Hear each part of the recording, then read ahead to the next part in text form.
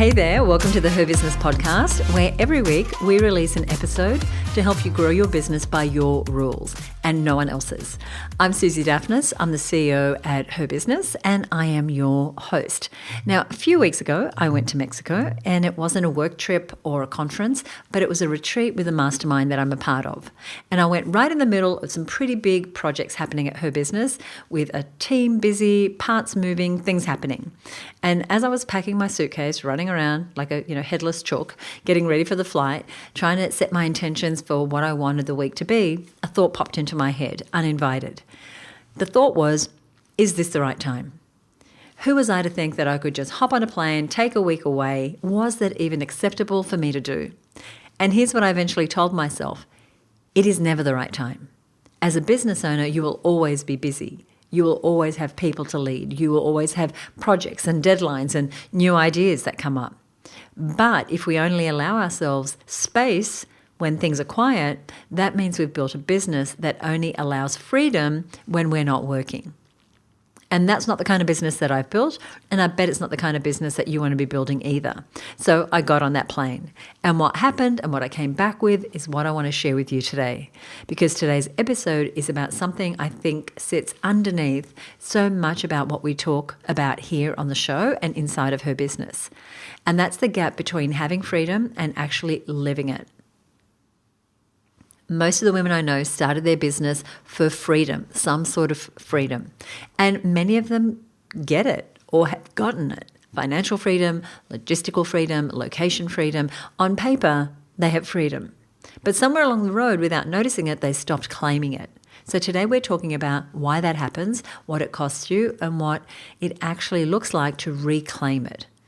Whether you have a full team behind you or you're still doing most of the things yourself. So let's start by naming something I think most of us are too close to in our work to see clearly. The behaviors that created your success are not the same ones that will sustain your freedom. In the early days of business, and days is years, hustle is rewarded, right? Responsiveness is rewarded. Being always on, always across everything, always available, that's what works, that's what makes your business work. And so we do it. And it works, and we keep doing it. But then something subtle happens. Those behaviors become part of our identity. We start to believe this is just what it takes. This is who I am as a business owner. This is what running a business looks like. And even when the circumstances change, even when the team is capable and the systems are solid and the business genuinely does not need you in every detail, we don't change. So freedom isn't taken away, it's not claimed. We forget that we have a choice every single day, that we actually get to do what we want, how we want, when we want, because we've been so busy reinforcing the old story that business ownership means sacrifice, means always being on, means putting everything else second, that we stopped questioning it. And the tragic thing about that is that that story was never really true. It was just the only model most of us have ever seen. We learn to believe that responding means being responsible to our team, to our clients. But that is so far from the truth. Responding to things and being responsible are not synonymous. Responsibility is taking full ownership of outcomes, which is something you can absolutely do without responding to everything. I'm going to say that one again. Responsibility is taking full ownership of outcomes, which is something that you can absolutely do without responding to everything. Most of us have collapsed those things together. We think, if I'm across everything, nothing's going to fall through the cracks. If I'm always responding, I'm right there at the end of the phone, at the end of the Slack channel, at the end of the email. I'm not going to let anyone down. And that's safe, right? Because there's a sense of control in that. Nothing will go wrong as long as I've got eyes on everything. But that also keeps you in a constant state of reaction. Respond, fix, move on. Respond, fix, move on. Repeat again and again and again until over time that becomes your baseline. And it stops feeling like a choice you've made, and it starts feeling like, well, that's just the way things are. Now, responsibility can exist without that responsiveness, that state of always being on. You can be responsible for the outcomes by ensuring that the systems, the communication, the team culture, the way your business runs has the integrity to operate without you. Not micromanaging every moving part, not being the person everyone comes to for every decision. You can build something solid enough that you can step back when you need to and deserve to and trust that it's going to hold. The structure is going to hold. That is true leadership. That is how we get real freedom. So, back to Mexico, shall we? Now, I could tell you that the story went like this. I left, everything was fine, I came back refreshed, the end. But there's a lot more to it than that, which I'm sure you know whenever you leave your business to babysit itself. There were moments, especially in the first few days, when I really wanted to check in. And it wasn't because I thought something was wrong or something wasn't handled. I realized that I wanted to check in to feel like I was contributing, to let the team know I'm still here, I'm still, right next to you. Isn't that crazy? But I bet you felt the same. We just don't talk about it.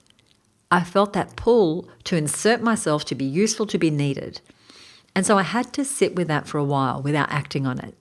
Because why do we, the women who built the business, who did the whole damn thing, who have worked for years, decades on this, why do we feel like we still have to prove ourselves? Prove our usefulness.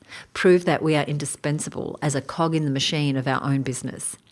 Wasn't the whole reason for building your business to get freedom? Didn't you daydream about when the time would come for you to step back a little bit and watch as the system you've built worked on its own? When you could step into a position of leadership rather than doing it all day, every day? Here's what's going on with this thought process. When you build your identity around being the person who holds everything together, the moment you stop holding it all together intentionally, you can feel like you're losing yourself a little bit. Who am I if I'm not needed? Who am I without overworking myself? Who am I when I'm not the one holding everything? Freedom can be pretty uncomfortable for us. When that weight is removed from our shoulders, we look around, wondering why we feel lighter, why our appointment book isn't full, why our calendar isn't bursting, and pick up something else instead of stretching our shoulders and relishing the lightness, the space. That's what I tried to do during my week away. I intentionally chose not to pick up the weight again and simply see what it felt like to let someone else pick it up. And guess what? I started to relax into my ability to trust. I trust my team. I trust my systems.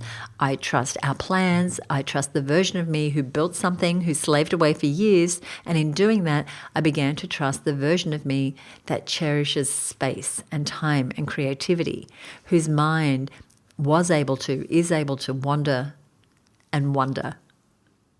On the other side of that process, I discovered was actually presence, real space, real centeredness, homecoming, the kind of clarity you simply can't get when you're close in all the details.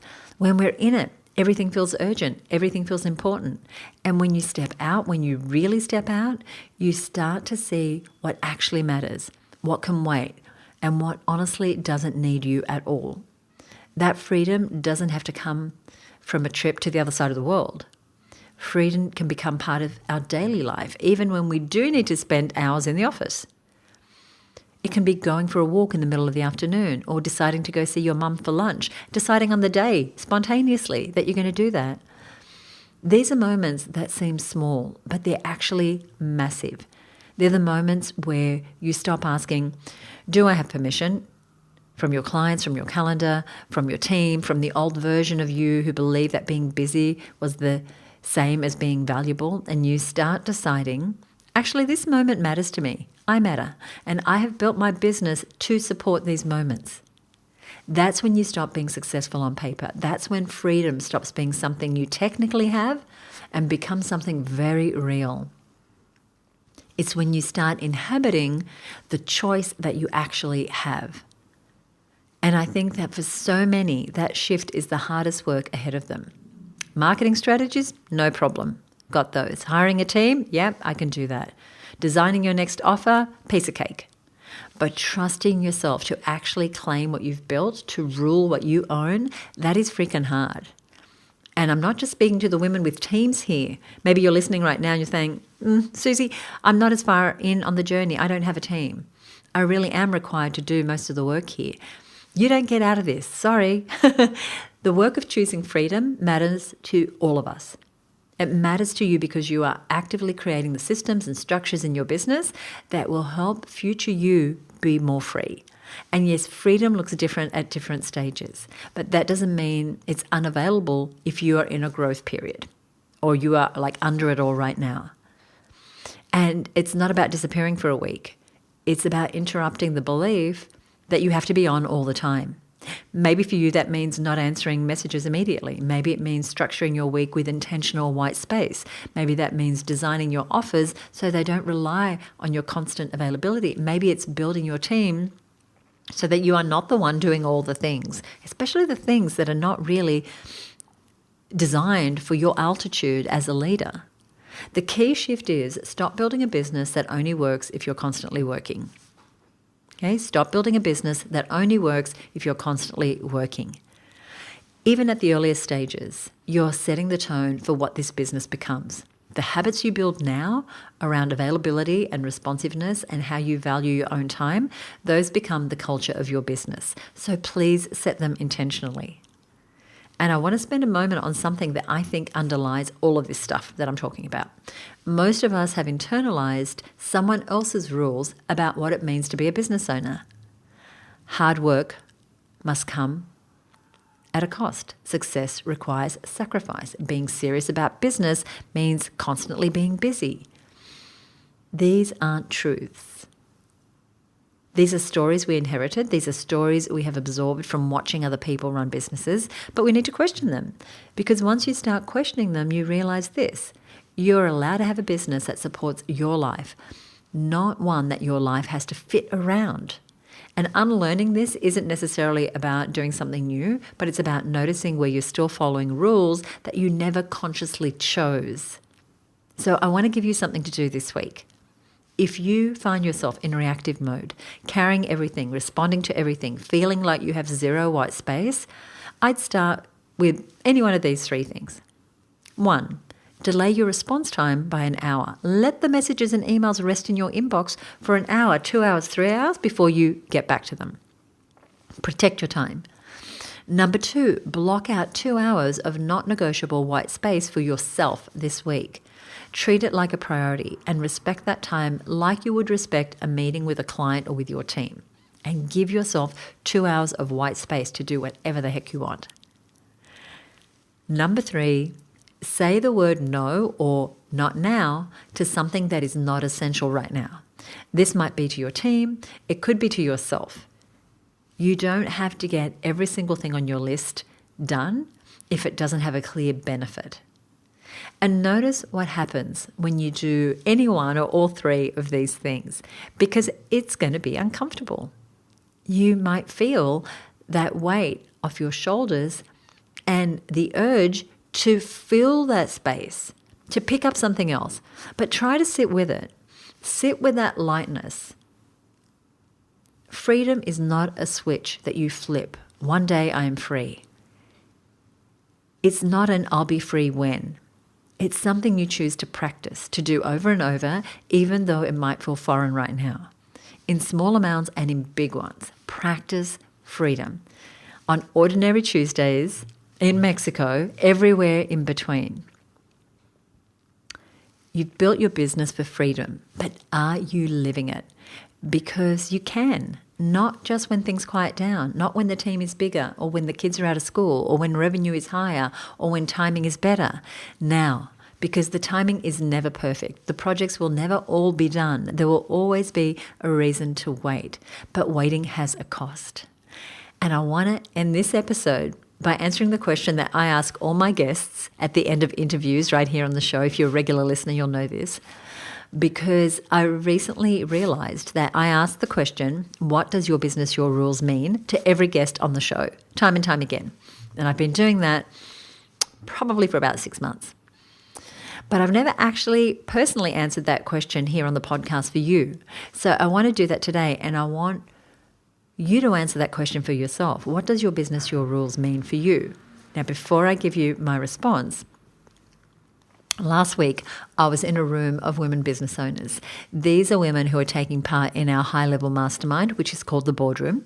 And a number of times throughout the day, they reinforced each other's decisions to do something differently, to step out of the box, to make a hard decision by saying the words to each other, "It's your business, your rules." And I tell you, I was grinning so big. My smile was all over my face because these women had adopted this gorgeous mantra from the show here, it's Her Business mantra, as part of their daily life. And I hope that you will too.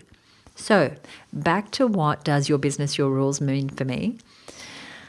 So right now, running my business by my rules looks like spaciousness without the guilt. It looks like making decisions based on what I value, what's important to me, not just what's efficient. It looks like trusting that I don't have to be in everything all the time at work. And most importantly, my business, my rules means remembering that freedom isn't something I earn later. It's something I get to choose every day, even in the middle of projects, even when it feels uncomfortable, even when it feels unfamiliar, especially then, actually. So what does my business, my rules look like to you? Are you actively living by those rules or someone else's voice in your head? I would love to know the answer to that question, either over on Instagram. You can direct message me at @herbusiness on Instagram, or in a review of this podcast episode. I would love it. If you enjoyed this episode and you'd be willing to leave a review on Apple Podcasts or Spotify or wherever you listen, you can even write to us at podcast@herbusiness.com. I cannot wait to hear your answer. What does your business, your rules mean? And if you know a business owner in your life who might need to hear this episode, please share it with them today. It might have her living by her rules too. It might her feeling more freedom. On our website at herbusiness.com/361, you're going to find a summary of today's episode and links to any resources that I've mentioned. And if you are new to the show, thank you for being here. Please hit subscribe or follow wherever you are listening. And join me on the next episode. We have such great topics coming up. I love to hear from you that we are on the mark with what you need to be hearing. So please reach out and join us on the next episode for more inspiring stories and lessons from female entrepreneurs. Thank you so much for being here. I'll see you next week right here on the Her Business podcast. Bye for now.